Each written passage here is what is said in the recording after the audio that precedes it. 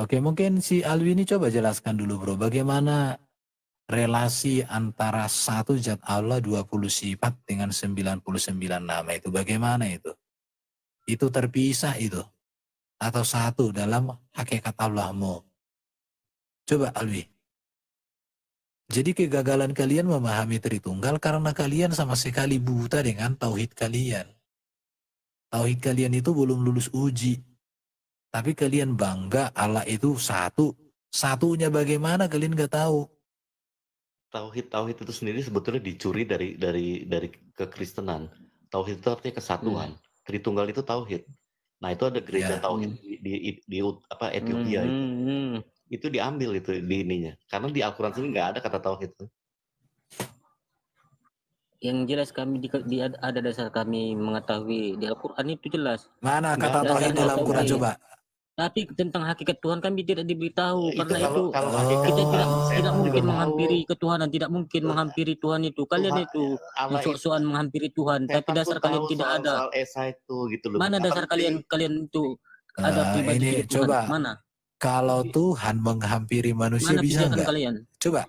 Kalau Allah menghampiri manusia bisa nggak? Aduh. Jawab dulu dong. Jangan ketawa kamu. Menghampiri Tuhan, jawab aja. Allah ada. menghampiri manusia bisa nggak? Jawab dulu lah Alwi. Allah menghampiri manusia bisa nggak?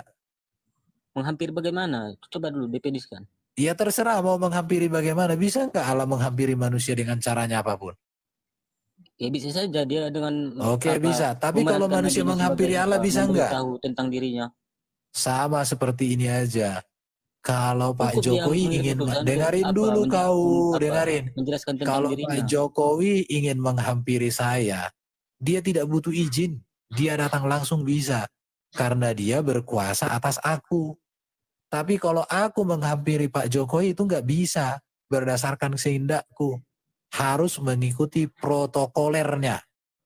Ya dia nggak perlu jadi dia turun sendiri. Dengerin dulu. Ada bawahannya. Menjelaskan tentang dia. Nggak perlu dia turun. Nggak perlu dia turun. Emang siapa mengatakan Allah Bapa turun? Kau gila kau. Kau tadi mengatakan seolah-olah Allah Bapa menghampiri melalui firman-Nya yang mewujud menjadi manusia, mengambil rupa manusia. Itu caranya. Jadi bukan kami yang menghampiri. Kalau Tuhan kalian Maha Kuasa, kenapa dia harus turun menampakkan diri atau berwujud manusia? Kenapa enggak? Kalau ada kata-kata di atas bodoh itu kuberikan padamu. Karena kau bebal udah dijelaskan dari tadi. Muhammad nggak pernah ketemu Allah kok. Alwi dengerin dulu Alwi. Ntar dulu satu-satu aja dulu Alfon nanti nih. Coba Allahnya yang disembah Abraham itu sama nggak dengan Allah yang kamu sembah? Allah yang disembah Abraham sama nggak dengan Allah yang kamu sembah? Ini di pengetahuan ini secara rasional kah secara empiris ini? Karena susah ini. Rasional kah empiris? Ini pertanyaan sederhana loh, kagak rasional. Allah yang disembah Iya, karena aku tidak ada pengetahuan empirisku. Adalah Allah yang kamu sembah atau tidak? Kamu menyembah Allahnya Abraham, Allah yang sama apa tidak? Pertanyaan saya. Pertanyaan gampang loh. Kalau Ibrahimnya sama, kalau Abraham belum tentu karena kami tidak ada membahas tentang ke kitab kalian dulu. Sampai setnya soalnya cuma dari satu orang ini muslimin dari Muhammad. Ibrahim itu kan tertuju kepada Abraham juga dalam kitabmu. Oh berarti kau menyamakan? Ibrahim itu kan Abraham yang KW. Ya berarti menyamakan. Ada kemiripan. Nah, ya sudah berarti. Sekarang saya tanya sama kamu. Sejak kapan Ibrahim menyembah Allah? Terus sejak kapan Yesus menyembah apa? Ibrahim menyembah Yesus? Ibrahim bertemu dengan Yesus. Jadi bertemu menyembah. Jadi aku bertemu orang tua aku menyembah orang tua aku. Ini gitu. Makanya aku tunjukkan. Coba buka Kejadian 18. Kamu punya Alkitab nggak di situ? Nalar kalian ini kurang gimana ini? Saya tanya, Allah yang disembah Ibrahim, Allah yang disembah Abraham itu bisa menjadi manusia. Allahmu bisa nggak? Jangan kau samakan dulu. Nggak ada patokan kami ke Abraham. Kami Ibrahim. Oke, saya tanya, kalau Ibrahimu bukanlah Abraham KW. Saya tanya, Ibrahimu lahir di mana?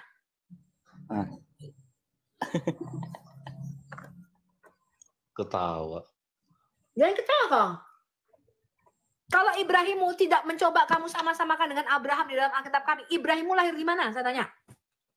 Siapa yang menyamakan? Kau yang bertanya itu seakan-akan kau menyamakan. Ibrahim itu tokoh sejarah apa tokoh dongeng?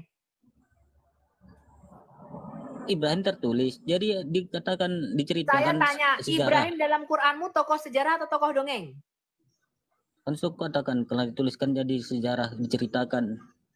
Sebutkan Ibrahim lahir di mana, kebangsaannya apa?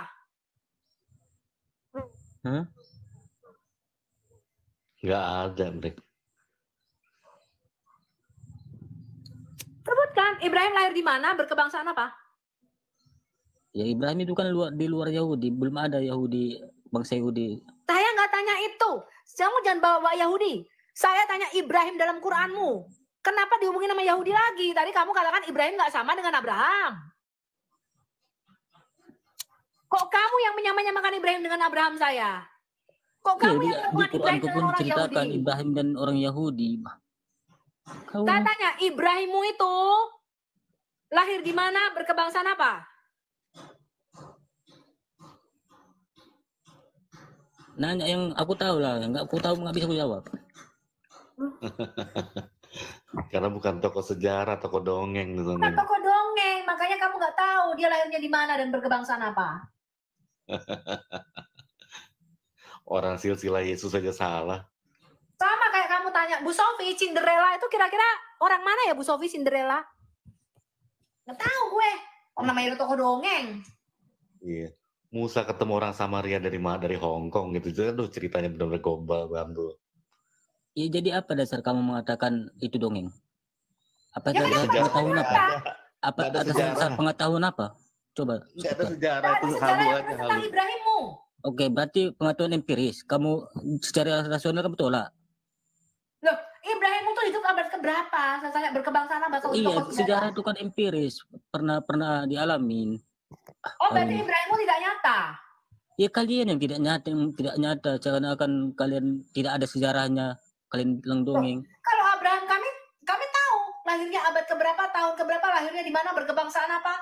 Berkisah dari Apakah bahasa kau aja kita tahu. hidup di sana? Hidup di sana? Loh, itu kan sejarah. Kami punya bukti arkeologinya. Iya, nggak bisa dirasionalkan karena kau nggak bisa nggak hidup di sana. Kalau kamu tidak mau saya mengatakan Ibrahim adalah tokoh KW daripada Abraham, KW-nya Abraham. Pertanyaan saya, kalau Ibrahim tidak ada hubungannya dengan Abraham dalam Alkitab saya, Ibrahim itu lahir di mana, berkebangsaan apa? Jawab. Kan aku sudah bilang kalau tidak ada jawaban, ngapain aku jawab? Aku tidak Ya tahu. berarti tokoh dongeng Ibrahimmu itu. Tokoh dongeng coba simpulkan. Tokoh dongeng itu artinya tidak ada. Itu. Ya nggak ada. Coba Apa kamu dasar sebutin sama saya. Kamu sebutin sama saya. tidak Cinderella itu itu selalu berkebangsaan tidak apa? Lahir kapan? Cinderella lahirnya kapan? Kau memiliki mengatas dasarkan karena tidak ada sejarah. Loh, kalau nggak ada seseorang tokoh, kalau nggak ada sejarahnya berarti bukan tokoh nyata, betul nggak sih teman-teman? Ya, setuju. Ibrahim masa ke Mekah sih. Diriin itu Ka'bah. Nggak mungkin itu orang nggak pernah nginjak sana. Kamu sebutin dulu Ibrahim itu lahirnya di mana, berkebangsaan apa? Kalau kamu namanya nama Abraham kami, diketahui nama Pitik tuh lo. Kau saja sudah salah logika kau. Kau bilang harus mempunyai sejarah. Allah bapakmu itu nggak ada sejarahnya, tapi kau percaya itu. Kota Mekah aja juga nggak ada kok, itu berabad ke-8. Kau ini logika kalkulasi kau ini. Belajarlah logika dulu. Allah Bapa kami menyatakan diri dalam sejarah. Iya, ada nggak sejarahnya? Ada nggak pernah dia turun? Menyatakan diri di dalam realitas sejarah. Yang lebih parah si Allahmu, nggak ada yang pernah lihat. Nggak pernah berbicara langsung pun nggak pernah. Bahkan nanti kau bilang Isra Mi'raj, saya tunjukkan di hadis dan di kitab itu mimpi. Lari. Kamu lari. Iya, sama Jibril. Kamu yang mau tanya Oon. Alwi, kau yang lari-lari dari tadi yang ku dengerin ini, goblok kau ah. Nah, gitu. Menghakimi.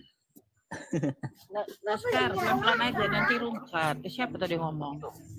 Gak usah inilah, jangan terlalu. Enggak, coba lu tunjukkan dasar kalian. Seakan-akan kalian menghampiri Tuhan itu mana? Ini goblok kali ya. Saya tanya, Abraham, Allahnya Abraham itu bisa jadi manusia di dalam Alkitab saya. Allahmu bisa nggak?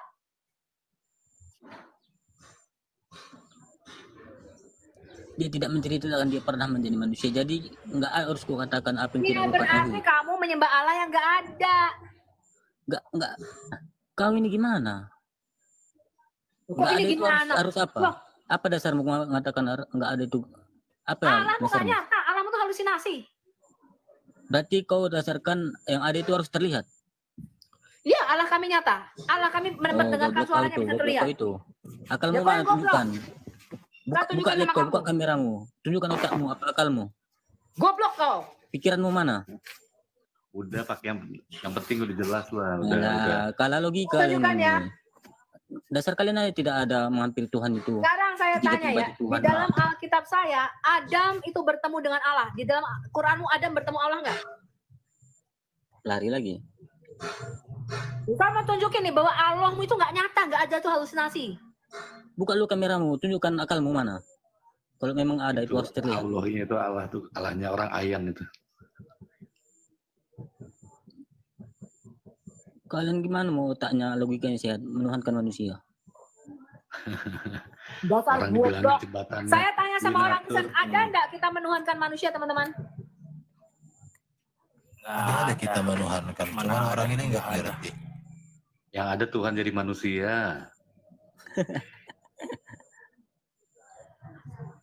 Jangan ketawa-ketawa kau. Berkali-kali Iya, kita karena bilang logika itu, kalian kita goblok. sehat. Ketololanmu kau itu. Berarti di Sehat. dalam Quranmu tidak ada satupun yang pernah melihat Allahmu dan mendengar suaranya Allahmu, betul?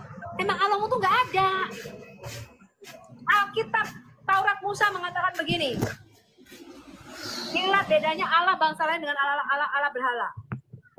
Allahnya Israel adalah Allah yang menyatakan dirinya dan memperdengarkan suaranya. Mana Allahmu? Mana? Allahmu mana? Mana akalmu? Pikiranmu mana? Coba live kau apa? Buka koinmu. Tunjukkan akalmu mana. Kalau Ini goblok memang ada lagi itu nih, harus terlihat. Allahmu mana? Tidak ada pernah mendengar suara Allahmu. Indra penglihatan, indra pendengaran itu terbatas, botol. Ya kau ini yang gimana? botol. Karena Allah kita itu bisa menyatakan dirinya. Dia memang adalah roh, dia tidak terlihat, tapi dia punya cara untuk menyatakan dirinya melalui firman-Nya. Kamu ketawa. Penyembah batu ketawa. Ketika Mamat mati diracun aja ya, kena racun lah maksudnya. Itu kemana Allahmu? Ali, mana Allahmu? Itu karena diceritakan, karena diracun itu berada sebab kematiannya. Nggak mungkin. Kemana Allahmu? Nggak mungkin manusia itu supaya ada sebabnya, makanya dikatakan dituliskan di Karena hadis apa dituliskan. katanya Nggak ada. Mamat ini itu kekasih Allahmu. Kemana Allahmu? Kau jawab aja itu. Itu Mamat juga kena kualat itu bermuawalah sama Jangan. Ya Rahasia. biar aja nggak apa. Lanjut. Karena Nabi Muhammad itu bukan hak milik, jadi bebas. Yesus pun bukan hak milik, jadi Ini bebas dibahas. kalian yang di atas nggak tahu bernarasi saya turunkan ya. Nanti tolonglah kalian ini. Bahas aja nggak apa. Yesus bukan hak milik, Nabi Muhammad bukan hak milik, bahas aja nggak apa-apa. Saya tanya sama kamu. Mana-mana. Saya tanya sama kamu. Kalau menurut kamu seorang nabi itu bisa disantet atau disihir apa enggak? Ya bisa juga lah. Orang kuasa itu kan dari Tuhan sebetulnya. Santet sama black magic, sihir itu ilmu hitam apa bukan? Apa? Santet atau sihir itu ilmu hitam apa bukan? Iya, Berasal dari Tuhan apa dari setan? dari Tuhan. Semua kuasa dari Tuhan. Jahat ke baik apa Berarti gelap, Allah terang. kok bisa nyantet Muhammad. Sekarang kalau Allah santet dan kuasa black magic itu dari Tuhan. Pertanyaan saya, kenapa Allahmu menyantet dan menyihir Muhammad? Iya, artinya ada hikmah. Ada hikmah dalam itu. Karena Nabi Muhammad apa terkena sihir, ada hikmah, berarti ada peran Tuhan, peran Allah. Kau ini nggak ngerti, memang Otakmu memang rendah, memang SDM rendah. Memang apanya perannya apa iblis apa Coba aku tanya dulu kamu. Cuman Yang itu berbicara ada. kepada Musa dari sebatang pohon itu siapa di dalam Nah, Quranmu? Itu kan Coba. objeknya pohon. Sama seperti Ya oke, yang berbicara dari sebatang pohon itu apa?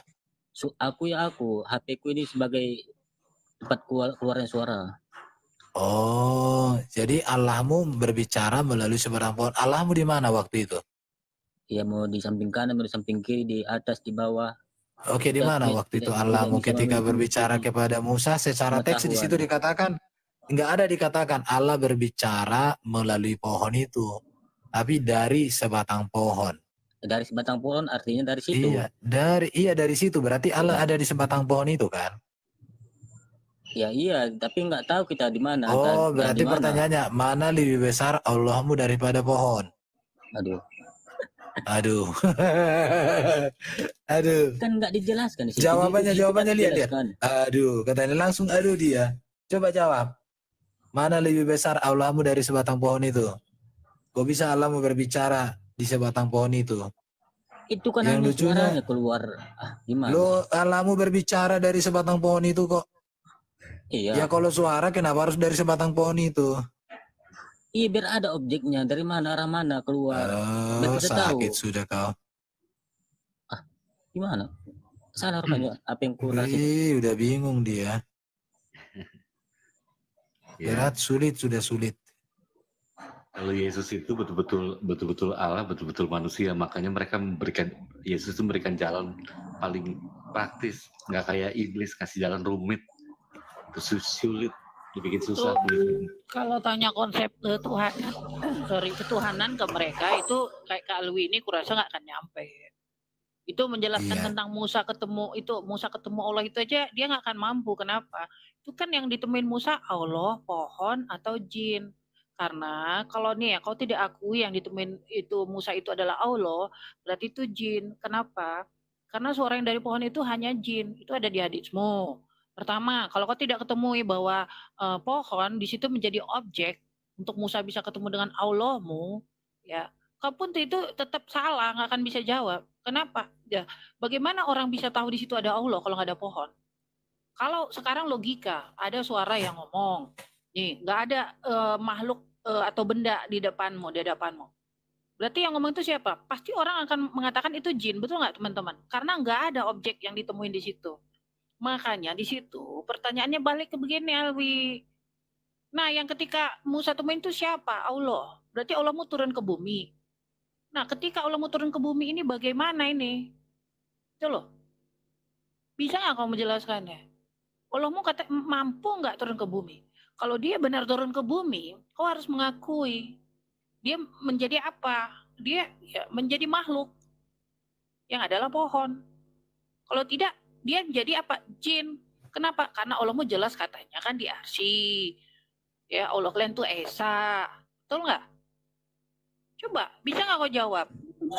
Mana ayat itu dikatakan Allah berteofani? Aku nggak bilang teofani. Kau jawab pertanyaanku. Siapa yang ditemuin Allah? Makanya aku bilang tadi, kau ngerti nggak di sini? Baca lagi ayatnya. Coba, kau ngerti nggak? Coba Kak, kita tanya aja. Kau ngerti nggak arti teofani? Iya, ngerti nggak? Coba ngerti nggak teofani? Allahnya aja zat, gimana berteofani? Allahnya zat. Iya, makanya. Kau harus paham dulu. Kalau kau ngerti teofani, baru saya kasih datanya. Ngerti nggak arti teofani? Berubah. Berubah. Kalau berubah itu Power Ranger. Berubah itu teofani itu artinya Allah menampakkan diri. Di mana Allah menampakkan diri? Contoh Allah menampakkan diri kepada Abraham, menampakkan diri kepada Musa, menampakkan diri kepada Nuh, menampakkan diri kepada Yakub. Ada. Itu namanya penampakan ilahi, teofani itu. Jadi Allah sosok yang ilahi, teofani dari firman-Nya itu hadir. Bisa bercakap-cakap, bisa dilihat, Bahkan waktu Abraham kasih makan bisa teofani itu. Jadi kalau di kau kan nggak ada teofani kan? Yang ada di kada kau itu apa? Jadi Jibril sentrisnya kalau kau. Semua serba Jibril. Ada. Nah, malaikat Jibril apa? Mau berubah jadi manusia sempurna? Di mereka Iya, ada. malaikat Jibril yang berubah, malaikat Jibril yang ngomong. Tetapi Allahmu itu nggak pernah menampakkan diri. Pernah nggak dia menampakkan diri ke Nabi Muhammad? Pernah. Kalau mereka ini Bang Herbert, kalau kita kan inkarnasi, kalau mereka itu pohonisasi katanya istilahnya. Yang terbaru ya Albi ya. Iya, waktu Musa ketemu Allah itu dulu lah apa itu berbicara dari sebuah pohon, apa itu bergenesis, apa berteopani. Ya Mana itu ada bergenesis? Mana ada genesis? Ya, emang genesis. Karena memang cerita Musa bertemu dengan Allah tuh kamu nyontek dari kitab Keluaran, aslinya tidak ada pohon bicara, betul nggak teman-teman? Betul, Ya iyalah, betul, mana ada pohon bicara. Makanya kamu susah payah menjelaskan pohon bicara di dalam Quranmu itu. Kenapa? Karena kamu tuh baca kitab dongeng. Iya, karena itu kekuasaan Tuhan, nggak mungkin akal kita sampaikan bukan, karena kisah Musa bertemu itu bukan begitu kisah aslinya, Toil. Bukan Musa dengar pohon bicara. Makanya kamu susah payah menjelaskan itu, nggak ngerti-ngerti kamu jelasin. Kenapa kamu bisa menjelaskan Tuhan menampakkan diri? Kenapa? Ngomong apa dia? Penafsirnya itu bukan Tuhan, malaikat yang menampakkan diri itu. Ngomong apa sih orang ini? Ngomong apa kau? Penafsir kita perjanjian lama itu bukan malaikat yang disebutkan, bukan Tuhan, tapi malaikat. Ngomong apa kau si Albi? Karena itu bukan orang itu. Kamu tuh ngomong apa? Nggak nyambung kau. Enggak, kau ini ngebahas apa sih Alwi? Dibahas tadi Musa dengan itu ketemu Allah, pohon, itu loh. Iya kan kalian menjelaskan kalau di perjanjian lama itu Tuhan yang menampakkan diri. Cuma kan orang yang pemilik kitab sebenarnya bukan itu yang disampaikan, tetapi malaikat yang menampakkan diri, bukan Tuhan. Bukan, firman itu juga disebut utusan. Malaikat itu bukan Jibril Mikael di dalam Alkitab saya, Ya, Hancur dia. Bu Zofi, enggak. Ini kau ini menjelaskan tentang Quranmu atau apa ini barusan Jangan kau pernyataanmu, jelaskan Alkitab saya. Malak Yodevave itu artinya utusan Bapa. Dan utusan itu adalah Yodevave itu sendiri. Karena firman itu diutus ke bumi. Kamu jangan jelasin kitab kan saya. Kamu Yahudi. jangan jelasin kitab Keluaran saya. Itu punya orang Yahudi. Kamu jelasin kitabmu menjelaskan? sendiri. Bagaimana pohon bisa bicara dan ngaku-ngaku dia Allah. Itu yang kamu jelasin. Apa sih?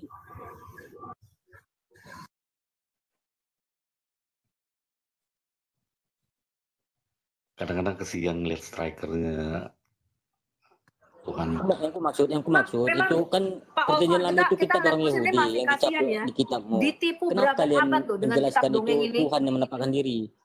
Karena Ditipu orang berapa Yahudi abad? sendiri itu malaikat yang menampakkan diri, bukan Tuhan. Sehari-harinya penuh dengan ritus, mau melangkah kaki mesti ini. Gondongmu. Apa Ya? masih baca-baca Di Keluaran 3 itu dia berkata, akulah Allah Abraham, Allah Ishak, Allah Yakub. Goblok. Itu adalah teofani daripada firman Tuhan yang diutus. Malak itu artinya utusan. Utusan apa? Utusan dari sorga. Dan utusan itu adalah firmannya sendiri. Namanya juga Yodevave. On kau. Makanya di situ dia berkata, akulah Allah Abraham, Allah Ishak. Lalu Musa menutupi wajahnya sebab dia takut melihat Allah. Betul? Betul, Bu Sofi. Itu Allah sendiri yang menampakkan diri berteofani dalam rumah apa? Manusia. Dia diutus dari surga ke bumi. Firman itu. Tidak, orang Yahudi tidak mengatakan seperti malaikat katanya, bukan. Ya udah Alwi buka Quranmu aja tuh, Imron 55 itu. Itu jelas ditulis tuh pengikut Isa itu lebih unggul dari semua yang lain. Makanya Bu Sofi itu unggul dari semuanya. Maksudnya? Jelas ketika di Keluaran 3 Musa bertanya, siapa namamu yang Musa, akulah aku. Ada malaikat berkata begitu. Ada malaikat mengatakan akulah aku yang sudah ada sejak kekal, ada. Akulah Yahweh Allah Abraham Allah Yakub. Ada malaikat ngomong begitu, ngaku-ngaku dia Allah. Ya bisa saja dia menyampaikan apa yang mau dikatakan Tuhan. Aku adalah aku, disampaikannya itu. Karena memang Yesus sendiri Allah. Dialah aku. Tuhan. Dialah yang menampakkan diri kepada Musa di Keluaran 3 itu. Kamu nih gimana sih ego ini? Ngawur. Ngarang. Bapak itu tidak pernah ke bumi. Dia menampakkan diri kepada para nabi melalui firman yang diutusnya ke bumi. Baca itu Dabar Elohim, itulah yang menampakkan diri kepada para nabi. Ngawur kau, makanya lu berkata akulah aku, karena dialah yang menampakkan diri kepada para nabi dalam perjanjian lama. Bapak nggak punya wujud, Bapak itu roh kok. Gimana kamu mengatakan Bapak itu Di bisa situ bumi? belum ada Yesus dudul. Kau ini. Yesus Yesus berkata aja. Abraham melihat hariku. Yesus berkata Abraham melihat hariku. Lalu orang Yahudi mengatakan, bagaimana mungkin usiamu belum 50 tahun kamu sudah bertemu Abraham? Lalu Yesus berkata apa? Yohanes 8 ayat 58. Sebelum Abraham jadi aku sudah ada. Betul teman-teman? Betul Bu Sofi. Ya.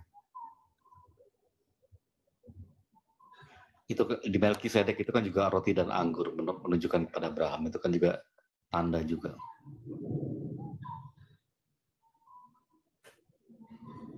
Yesus berkata Abraham melihat hariku, Abraham ketemu aku.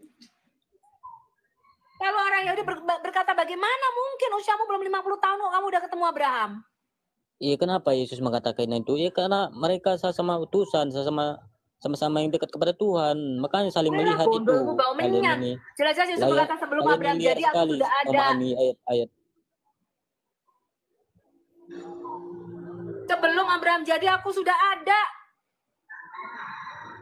Dia sudah ada sejak kekal sebelum dunia dijadikan. Yohanes 17 ayat 15. Yohanes 17. Aku pun sudah ada sebelum aku ada di dunia, aku sudah ada. 24. Ini kau ngalor ngidul, aku dengarkan itu Alwi. Itu dalilnya semua. Iya, aku pun sebelum di dunia ini aku sudah ada. Jangan banyak bicara kau aja nggak keluar dalil dari tadi. Kau dengerin aja.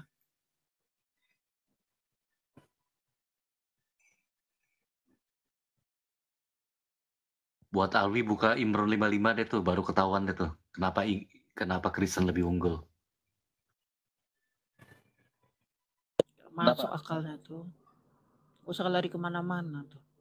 Imron 55. Ya, lari kemana-mana. Ntar dulu Alvan, gak usah lari kemana-mana. Tuh. Kita pakai Qurannya dia aja. Kan yakin sama Quran. Iya, gak usah lari kemana-mana. Gak usah lari kemana-mana. Itu aja dulu. Kau tadi yang Al-Qasas 30 itu tadi. Kau itu udah paham gak? Itu siapa yang ditemuin Musa di situ? Allah, pohon, atau jin? Biar kau paham. Itu loh. Kenapa? Karena katanya kan Allahmu di arsy. Kalau di arsy, otomatis kan Allahmu kan nggak mungkin ke bumi ini itu loh. Ya nggak sih? Nggak mungkin. Kalau dia ke bumi ini, kan Allah kalian tidak bisa menyerupai makhluk. Buktinya dia tuh jadi pohon. Dia berkata, aku adalah Allah. Gimana tuh? Itu aku adalah Allah loh. Dia dari pohon loh, ngomong gitu loh. Itu apa itu? Allah yang ditemuin Musa atau apa? Kok bisa jelaskan nggak? Katanya Allahnya di arsy. Gimana kok jelaskan? Allah itu di arsy apa di dalam pohon itu? Ngumpet. Iya, di Al-Qasas 30 itu gimana? Allahmu di arsy apa di pohon? Betul nggak Bu Sofi? Itu dipertanyakan biar kau paham. Kemarin temanmu mengatakan Allah di balik pohon. Allah ngumpet di belakang pohon. Iya. Allah itu artinya bukan memuat di satu tempat. Kau ini mana-mana aja. Tidak satu tempat itu kenapa Allah udah di pohon itu loh? Berarti maksudnya itu ayat itu salah. Itu loh jelas-jelas dia berkata aku adalah Allah. Itu loh makanya kau tanya itu Ustadzmu kau tanya tuh Ustadzmu pun pasti bawa ke sini pasti mabok dia kalau suruh tanya jelaskan ayat ini tuh. Udah jangan kan Ustadz aku saja pun kalian bingung. Aku bingung kami orang kok nggak bisa jawab. Itu yang ditemuin si Musa siapa? Allah, pohon atau jin? Biar kau paham gitu loh. Kenapa Allah nggak mungkin ke bumi ini? Kenapa Allah di arsinya? Betul nggak? Kalau Allah di arsinya, nggak mungkin dia bisa ke pohon itu loh. Itu. Ya enggak? Biar kau paham. Apa artinya Allahmu itu? Allahmu bisa nggak untuk mahadir? Itu loh. Tunggu dulu, pertanyaan kamu di mana? Di mana Allah itu sebetulnya kan? Pertanyaan kamu di mana Allah itu sebetulnya? Jawabannya dari surat dengerin Qaf ayat 16. Waktu Musa ketemu Allah ya di Al-Qasas 30 itu pertanyaannya adalah Allahmu ada di arsinya apa di pohon itu? Itu kan pertanyaan Bu Sofi? Iya dia kan maha kuasa. Di mana-mana dia bebas lah kalian ini. Kau ngerti nggak? Berarti kalau kata Kalau Allah kalian nanya, dia di nanya arsinya tempatnya berarti di itu mana, salah. jelasnya di mana? Bukan Berarti itu salah, salah ini dia di kejelaskan di arsinya. mana? Di mana itu Allah itu sebetulnya? Jawabannya ada di surat Kaf ayat 16. Ya kau Allah jawab lah, kau lebih dekat dengan bacakan. kita, lebih dekat daripada urat nadi kita. Wah, ini Bu Sofi yang jawaban kemarin, Bu Sofi dekat urat nadi katanya Bu Sofi. Yang Lebih dekat dari urat nadi maksudnya Iya. Allahmu itu ada di urat nadi, samping urat nadi saya atau apanya?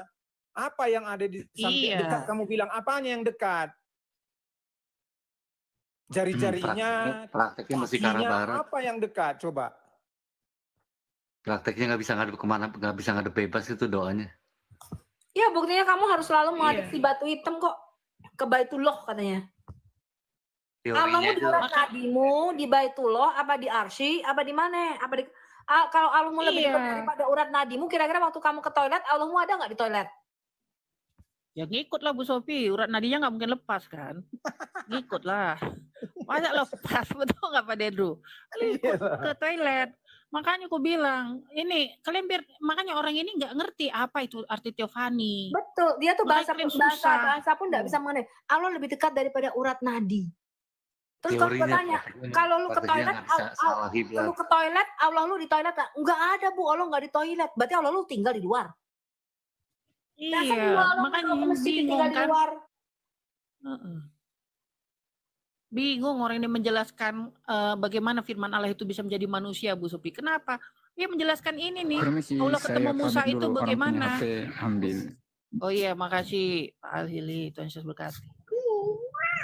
Bingung kalian menjelaskan kan? Pamit dulu ya. Iya Pak Alhili. HP-nya istri. Ya makasih. Oke, selamat pagi. Ya selamat pagi Pak. Shalom. Iya.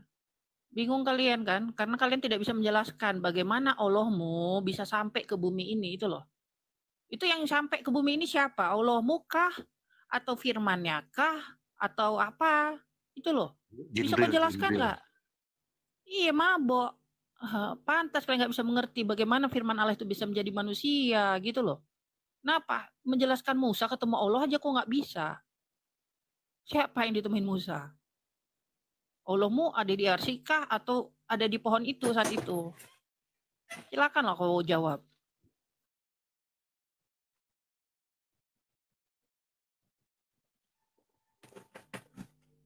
Ayo Alwi, kau ditanya langsung diam 1000 bahasa. Tapi kalau kau di framing langsung nangis-nangis kau. Kasih permen aja deh. Iya, kasih kopi ke Alwi ya teman-teman ya. Kopi, Iya, kasih permen apa, biar dia semangat ini.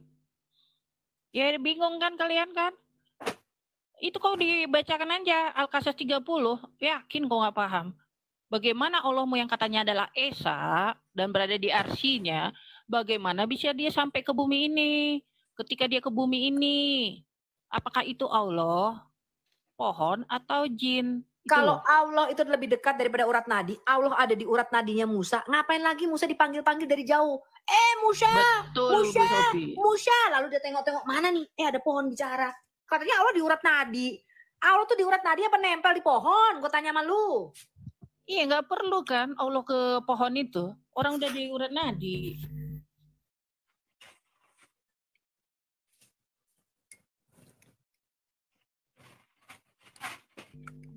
Alwi. Itu karena kamu nggak tahu bahwa Allah itu roh. Itu karena kamu nggak tahu bagaimana caranya Allah menyatakan dirinya di bumi ini. Orang Yahudi lebih tahu. Makanya baca Alkitabnya orang Yahudi. Lu baca kitab dongeng. Jadi bingung. Allah itu di Arsy apa di urat nadi? Bingung dia jawabnya. Gua tanya, kalau Allah di urat nadi, waktu kamu ke toilet, ke kamar mandi, Allah mau ikut nggak? Nggak ikut Bu Sofi, Allahnya nggak ada. Bu Sofi, lantas ketika Muhammad mengatakan urat nadiku terputus, loh Allahnya kok di situ juga gitu. Pas dia lagi itu ya, di saat terakhirnya itu juga kan? Iya, nadinya tuh. Iya, Nabi waktu diracun dia bilang urat nadiku terputus. Tuh apa Allahmu terputus juga tuh? Allahmu di mana? Karena Allahmu ikut urat nadi. Jangan-jangan Allah yang mutusin urat nadinya Muhammad. Bu Sofi, aku jadi ketawa. Alwi, coba kau jawab dulu Alwi. Dia lagi telepon Ustadz kayaknya. Tunggu, Bu Sophie. Urat Atau nadinya bukan lagi jangan sibuk. putus juga dia. Mabuk dia jawabnya. Al-Qasas 30. Iya, Ini ya. kalau di urat nadi ngapain lagi Musa diseru dari pinggir lembah sebelah kanan, tanah yang diberkati dari sebatang pohon. Musa! Iya. Musa! Musa Nggak nengok-nengok. perlu jauh-jauh ya. Nggak perlu Siapa itu? jauh-jauh. Ada jin, ada pohon bisa ngomong. Kalau gue ada pohon bisa ngomong mah gue lari. Pak Dadru, apa reaksi Bapak ketika Bapak ada mendengar suara Dadru, ada sebatang pohon ngomong gitu. Bapak nih, dia ada kuntilanak tuh di pohon itu, betul nggak? Benar. Lari aku. Aku langsung lari Bu Sophie. Apalagi kalau nggak ada pohon di situ Bu Sophie. Ada suara nih, nggak ada pohon. Lebih lari aku terkencing-kencing kurasa. Serius, rumah-rumah Nggak angker, ada. rumah-rumah angker tuh kayak begitu. Mama aku tuh pernah denger dia Iya. dipanggil waktu pagi, dia suka nyiram-nyiram tanaman. Dipanggil waktu pagi dari sebatang pohon. Tempatku tuh ada pohon palem. Suaranya dari sebatang pohon itu, pohon palem. Manggil ibuku. Panggil-panggil namanya.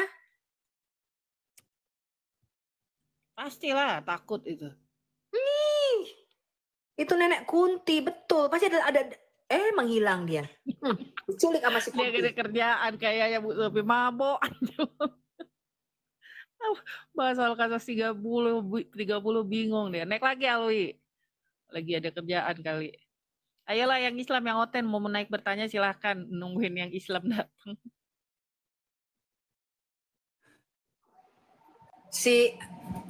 Si pelurus, si Ikhwan ngakunya cerdas, tepuk tangan dia, sering tepuk tangan buat dirinya sendiri. Iya, Abraham itu memang mengikuti syariahnya Musa. Musa lahir tahun berapa? Abraham lahir tahun berapa? Ngelindur loh. Masa Musa apa Abraham ikut syariatnya Musa gundul, jarak 400 tahun lebih. Lebih parah lagi Musa mengatakan Yusuf ngikuti syariah Islam. Mbak, ampun. Terus ku tanya, syariah Islam itu tahun berapa nih? Tahun 900 Masehi ini, data dari ulamamu, dan masih berkembang lagi selama 1000 tahun. Hukum-hukum dan cara Islam. Yusuf lahir tahun berapa? Dia bilang, tahu nggak Muslim nanya apa? Bu, syariah Islam sudah ada sejak zaman Adam. Ditarik lagi sama dia sejak zaman Adam, Pak Erben. Adam mengikuti syariah Islam, coba bayangin.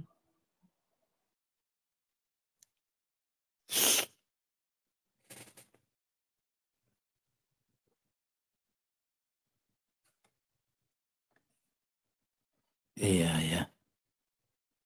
Jadi bagaimana ini si kolok-kolok ini?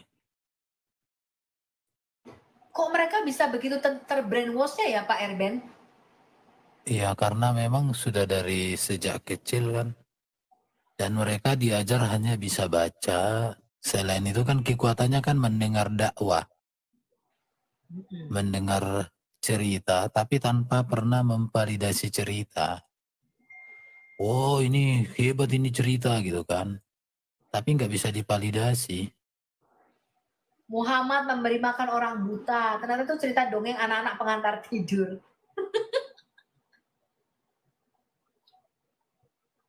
Ya itu, tidak ada di Quran kan. Makanya nih Muslim ini seperti, dulu ingat nggak waktu kalau kita SD disuruh menggambar pemandangan. Pasti satu kelas tuh gambarnya sama, betul nggak? Iya. Dua buah gunung, ada matahari tengah-tengahnya, ada sawah di bawahnya. Ya nggak? Rata-rata dulu, zaman kita. Iya. Makanya Muslim kalau naik ya, dia belum ngomong aja aku udah ngerti. Saya mau berdebat dengan orang Kristen. Saya mau mendebat Ibu Sofiatul, pasti nih, mengenai konsep ketuhanan. Selalu begitu. Itu mulai dari Abdul Somad, Adi Hidayat sampai yang paling kroco, itu yang tinggalnya di daerah yang sinyalnya kadang-kadang nyala, kadang-kadang putus. Yang dibacakan selalu pertama surat Al-Ikhlas, siapa enggak? Allah tidak beranak dan tidak diberanakkan. Iya, begitu naik ke komanya Kristen, saya mau berdebat tentang konsep ketuhanan. Langsung gini nih, kul hu Allahu ahad, Allahu somad, lam yalid walam yulad, walam yakul minuman sehat. Pasti. Coba kalau nggak percaya, lu cek muslim-muslim tuh. Betul nggak? Kenapa? Karena itu tuh sudah didoktrinkan sama mereka sejak kecil. Dari anak-anak. Gue waktu itu lagi di klinik, lagi nunggu dokter nih. Anak umur 4 tahun kalau nggak salah jilbaban gitu, anak cewek. Dia melafalkan itu kulhu Allahu ahad, Allahu somad, lam yalid walam yulad. Itu dia paling itu dari anak kecil. Karena itu didoktrinkan dan di-brainwashkan ke otak mereka, teman-teman. Sehingga ketika kita bicara tentang Allah, mereka itu tidak ngerti membedakan bicara tentang satu Allah dengan satu batu, betul? Oh iya, Gak betul. ngerti bedanya. Ketika ya, kenapa, Herben? Yang lebih parah lagi, Bu, batu setara dengan Allah. Itu yang repot. Iya, Allah itu berapa? Satu, gue bilang. Tapi kamu harus tahu bedanya ketika kita bicara tentang satu Allah dengan satu batu. Kamu tahu nggak bedanya? Ini loh, yang musim itu nggak bisa membedakan, betul? Makanya si Alwi ditanya tuh bingung. Kenapa? Karena dia berpikir Allah itu dalam dimensi ruang dan waktu terbatas. Allah itu di arsi. Kalau Allah di arsi itu nggak ada di bumi. Jelas itu Qurannya mengatakan begitu. Allah lebih dekat dengan urat nadi. Loh, kalau Allah lebih dekat dengan urat nadi, ngapain ke toilet Allah mau ditinggal? Karena mereka tidak ngerti Allah kita itu roh.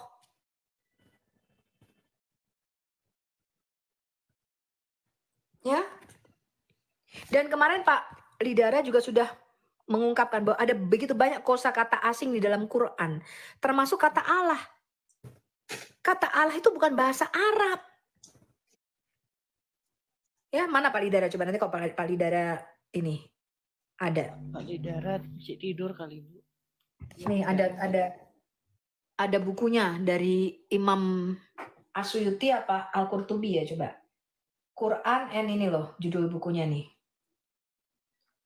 Quran and Foreign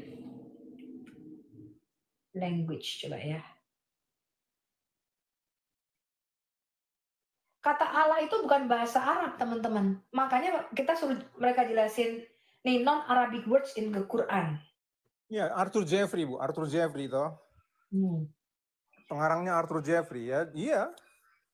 Ratusan tuh. Makanya kalian nggak bisa, kalau ditanya Allah itu artinya apa, nggak ada yang bisa jelasin.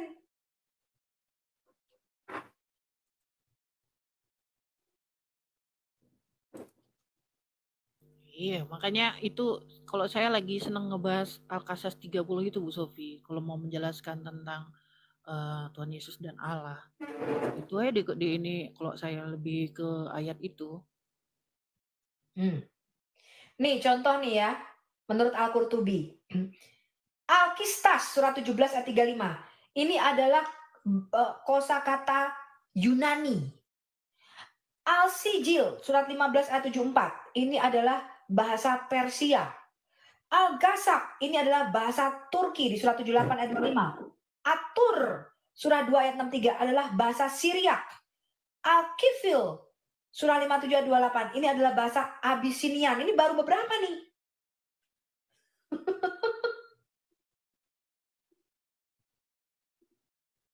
Kemarin Pak Lidara tuh punya Pak Lidara biasanya malam kayaknya. Jarang pagi-pagi. Iya, ini banyak kali nih kosakata, termasuk kata Quran itu bukan bahasa Arab, teman-teman. Injil itu bukan bahasa Arab. Makanya kalau musim ditanya apa arti kata Injil, gak ada yang tahu. Yang gilanya lagi mereka kadang dibilang, kenapa kitab kalian ditulis dalam bahasa Yunani? Mereka lupa bahwa kitabnya sendiri mengakui yang dituliskan itu kita Injil kan gundul kan. Iya. Jadi Qurannya membenarkan kitab Injil. Iya. Orang di Injil itu udah bahasa Yunani, memang dasar manusia kuluk-kuluk emang. Nggak ngerti yang diomongkan.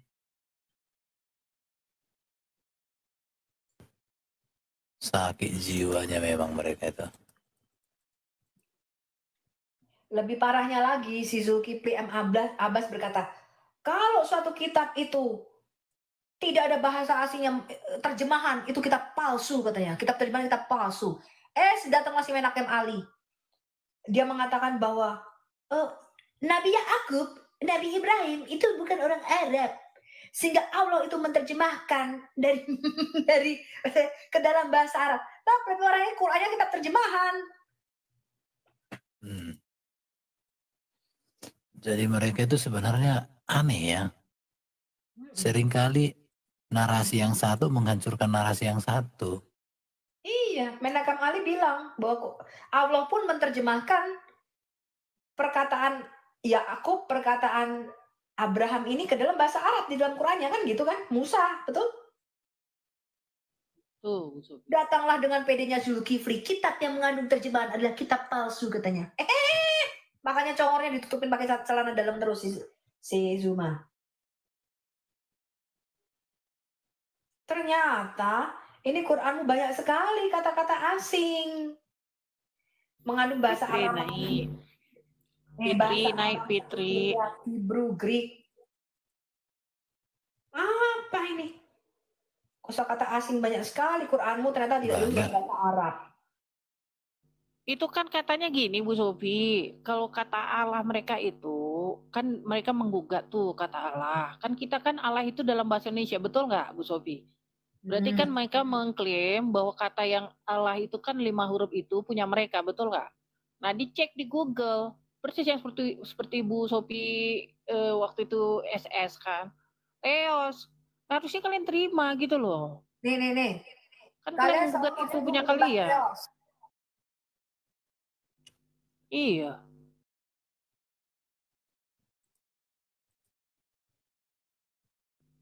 Karena kalian bilang ini kata Allah yang 5 huruf ini punya kalian.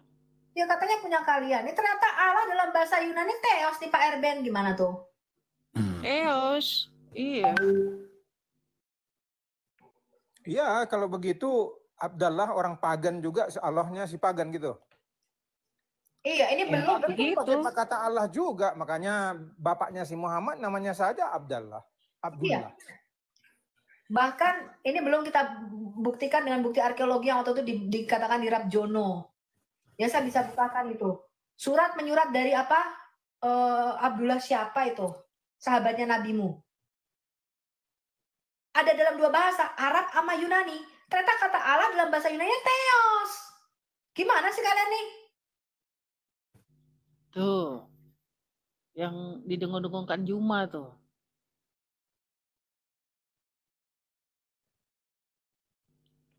Karena tapi kita memang kita harus maklum ya, kalau si Juma yang ngomong, ya kita mengelus dada karena si Juma itu gimana ya, gak bisa berpikir dia, sakit jiwanya. Umat muslim tidak akan memahami konsep iman Kristen dengan baik jika orang-orang yang mereka dengarkan adalah Zuma, Yonatan Andar, Donditan, Yahya Waloni, Ustadz Abdul Somad. Nah, orang-orang seperti ini tidak akan memberikan informasi yang baik, yang benar tentang kekristenan. Jika manusia-manusia ini yang mereka dengarkan, maka kesalahpahaman itu akan terus berlanjut, teman-teman semuanya. Itu yang mau saya katakan. Kalian coba perhatikan data-data yang selalu dibawakan oleh manusia-manusia tadi. Zuma, Yonatan Nandar. Mereka pasti membawakan data-data yang tidak benar. Data-data yang salah. Dan mereka membawakan data-data itu seolah-olah mereka sedang menceritakan doktrin yang dipercaya oleh orang-orang Kristen. Nah, ini kan tidak benar, teman-teman. Seperti Injil-Injil palsu dibawakan, disampaikan di publik, disampaikan, dan semua umat muslim yang mendengarkan itu senang, tertawa, berbahak-bahak, seolah-olah Yonatan Nandar itu paling pintar, paling memahami tentang Kristen. Kalau seperti ini, maka kalian akan selalu mungkin bahasa ekstrimnya itu bodoh ya. Kalian akan bodoh memahami iman kami. Kalau kalian tidak memahami iman kami, maka terus terjadi keributan-keributan seperti itu. Kalian menuduh kami bahwa kami mentuhankan manusia. Kalian menuduh kami bahwa kami punya Alkitab itu selalu diperbarui setiap saat, sehingga Alkitab itu tidak asli lagi. Kalian menuduh kami bahwa Tuhan kami 3 dan sebagainya. Nah, tuduhan-tuduhan ini datang dari mana? Karena ketidakpahaman kalian. Kenapa kalian tidak paham? Karena informasi yang kalian dengarkan itu murni dari manusia-manusia yang tidak mengenal kekristenan, seperti Zuma dan Nandar dan kawan-kawannya itu. Kita berbicara tentang konsep ketuhanan saja. Konsep ketuhanan orang-orang Kristen itu sudah fix, tidak ada masalah lagi. Kami percaya kepada Allah yang esa, Tritunggal, Bapa, Putra, dan Roh Kudus. Itu sudah final, teman-teman, ya. Dan konsep ketuhanan kami tidak bisa dihitung seperti matematika. 1 tambah 1 tambah 1 sama dengan berapa. Tidak seperti itu, teman-teman, ya.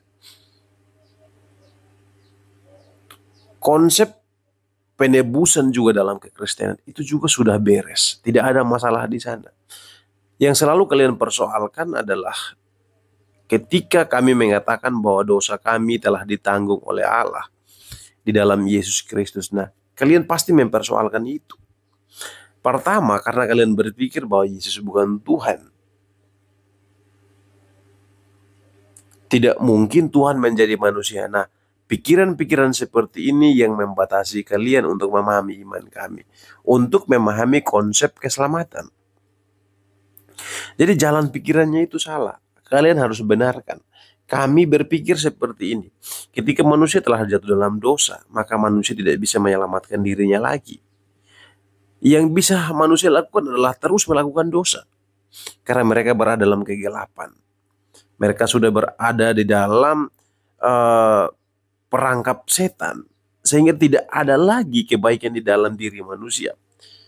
Kecenderungan hati manusia hanya membuahkan kejahatan. Itu kata Alkitab. Lalu bagaimana caranya biar manusia diselamatkan? Maka Allah yang kasih itu, Allah yang adil itu, dia harus menyatakan dirinya.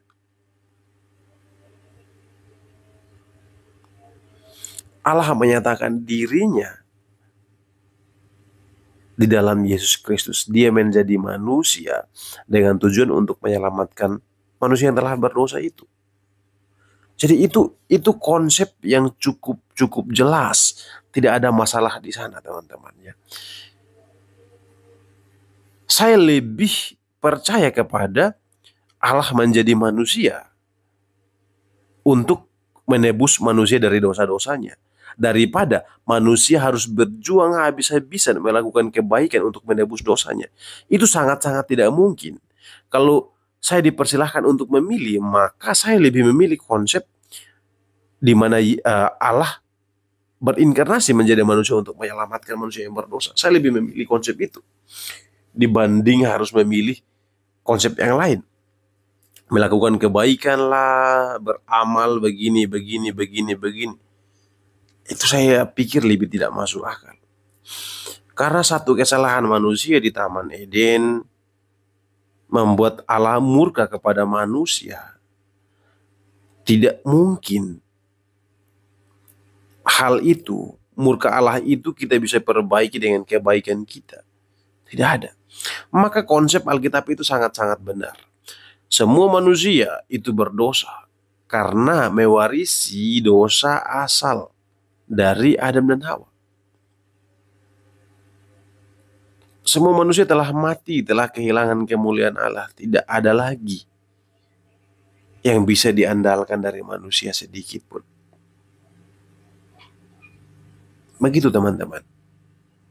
Jadi mari kita berpikir dengan baik. Apakah konsep iman Kristen itu masuk akal atau tidak? Yang bilang tidak masuk akal, itu otaknya perlu diperbaiki. Berarti Anda percaya bahwa dengan kebaikan Anda bisa membawa Anda ke surga. Saya pikir itu sangat-sangat tidak mungkin. Dan kita melihat teman-teman sering mempersoalkan kok bisa Allah mau merendahkan dirinya menjadi manusia. Saya pikir itu sesuatu yang sangat mungkin dilakukan oleh Allah. Kalian harus perhatikan baik-baik bahwa Allah menjadi manusia, tetapi dia tidak pernah terkontaminasi dengan dosa. Dia yang suci itu memberi dirinya menggantikan kita yang seharusnya mati binasa itu. Jadi ini murni karena kasih dan keadilan Allah itu. Dia mau menyatakan kepada manusia. Jadi kalian-kalian yang menolak Yesus Kristus sebagai Tuhan, tempat kalian tahu di mana? Di neraka. Kenapa demikian? Karena hanya di dalam Yesus Kristus manusia diselamatkan. Hanya percaya di dalam Yesus Kristus kita bebas dari hukuman yang kekal itu. Karena dia telah menggantikan kita yang seharusnya mati binasa. Dia memberi dirinya, disalibkan, disiksa, mati, dikuburkan. Dan bukti dari kemahakuasaan dia adalah bangkit dari antara orang mati. Itu tidak bisa dibantah. Karena Alkitab menuliskan itu dalam beberapa bagian. Itu teman-teman semuanya, mari kita berpikir lebih jernih lagi. Nasihat saya adalah jangan mendengarkan Ustadz Nandar, jangan mendengarkan Ustadz Juma. Kalau kalian mau belajar kekristenan, maka saya sarankan kalau bisa belajar sendiri, ya kan? Kalau memang tidak bisa belajar sendiri, maka carilah pendeta-pendeta di gereja di mana yang dekat dengan kalian. Berdiskusilah dengan mereka. Berdiskusi bukan berdebat, teman-teman ya. Jika kalian mau mencari kebenaran, maka datang berdiskusilah dengan baik. Jangan mengikuti Ustadz Juma, Ustadz Nandar, karena kalian bukan mendapatkan kebenaran, tetapi kalian malah disesatkan. Nah, belajar iman Kristen bukan berarti supaya kalian mau percaya kepada Tuhan Yesus Kristus sebagai Tuhan dan Juru Selamat, tidak. Belajar iman Kristen tujuannya supaya kalian paham tentang apa yang diimani oleh umat Kristen. Sehingga kalian tidak menghakimi, kalian tidak mencaci maki karena ketidaktahuan seperti kelompok-kelompoknya Juma dan teman-temannya. Mereka itu sebenarnya tidak paham tentang iman Kristen, tapi pura-pura paham, pura-pura menjadi pengajar. Jadi yang terjadi adalah penyesatan, teman-temannya. Nah, mereka yang terlibat dalam penyesatan adalah anti Kristus. Jadi memang pada dasarnya mereka itu anti terhadap keselamatan di dalam Yesus Kristus. Mereka anti akan anugerah Allah itu. Jadi kalau kalian mengikuti manusia-manusia seperti itu, maka kalian juga anti keselamatan itu. Kalian juga anti Tuhan Yesus Kristus. Dan tempat kalian yaitu di neraka, teman-teman. Menurut iman Kristen. Ya kan? Saya berbicara dari perspektif iman Kristen. Siapa yang tidak percaya kepada Yesus Kristus sebagai Tuhan dan Juru Selamat, maka tempat mereka di neraka. Sebaliknya, siapa yang percaya kepada Tuhan Yesus sebagai Tuhan dan Juru Selamat, maka tempat mereka di surga. Simple, teman-teman. Simple. Jadi berbicara tentang iman Kristen itu bukan sesuatu yang sangat-sangat sulit, tidak ada. Nah, dan kalian perlu tahu ya, semua orang Kristen dituntut untuk belajar. Semua orang Kristen dituntut untuk selalu belajar, memahami imannya sendiri. Kenapa?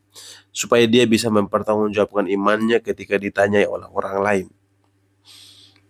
Jadi kalau kalian menuduh bahwa orang Kristen itu imani saja itu tuduhan liar itu, teman-teman ya, tuduhan yang tidak ada dasarnya. Karena kami diwajibkan untuk belajar memahami iman kami. Ya kan? Bahkan mereka yang sekolah teologi itu memberi dirinya untuk belajar selama 5 sampai 6 tahun belajar tentang iman yang Kristen. Apakah berhenti sampai di situ? Tidak. Kita terus belajar. Jadi imani saja itu mungkin lebih tepat kepada kalian. Kalian itu yang imani saja. dengarkan saja dari Yonatan Nandar, dari Juma. Dengarkan saja, tidak perlu belajar sendiri. Nah, itu kalian itu yang orang-orang yang sebenarnya aliran imani saja. Baik teman-teman semuanya, kalian sudah mendengarkan diskusinya, pemaparan materinya dari Bu Sofiatul dan juga Bang Erben. Oleh karena itu, saya persilahkan kepada kalian yang mau memberikan tanggapan, silahkan kasih tanggapan yang sopan, tanggapan yang baik. Jangan menghujat satu sama yang lain. Ingat, kita sebagai orang Kristen, prinsip utama dalam kehidupan kita adalah kasih. Kita harus mengedepankan kasih itu, tidak menghujat, tidak membenci dan sebagainya. Mari kita menjadi murid-murid Kristus. Mari kita menjadi surat-surat Kristus yang terbuka, yang bisa dibaca oleh orang-orang yang belum mengenal Yesus Kristus sebagai Tuhan dan Juru Selamat. Sekian teman-teman yang dapat disampaikan. Tuhan Yesus memberkati.